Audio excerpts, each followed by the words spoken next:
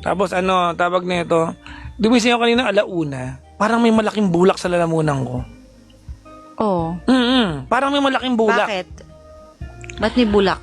Parang parang magay yung lalamunan ko. Bakit saan nagsimula yan? Well, unang-una may singaw ko na. Singaw ka. So, puro bakterya. Hindi Kaya yung bakterya napunta sa to. lalamunan. Ano talaga to? Stress. Oh. Di ba naalala yung dati nung lagi ako may singaw? Stress lang talaga ako. Kanya-kanyang ano yan kanya-kanyang manifestation. May mga tao tinitigyawat na marami pag stress.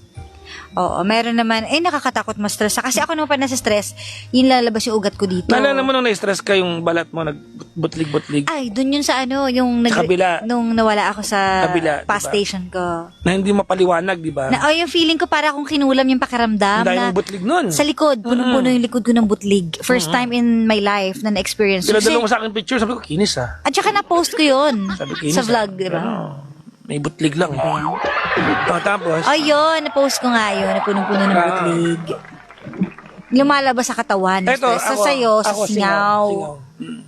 Ang laki, gusto mo kita? Hindi naman Tatingin kita. sa, Ay, ang laki nga! Ang laki nga, parang nahiniwa. Ah. Naku, So, meron akong siyam nito. baka mahawa ako Paano ko mahahawa? Di ba, nagulat ka? Paano Joke lang. Gusto mo ba ng stress?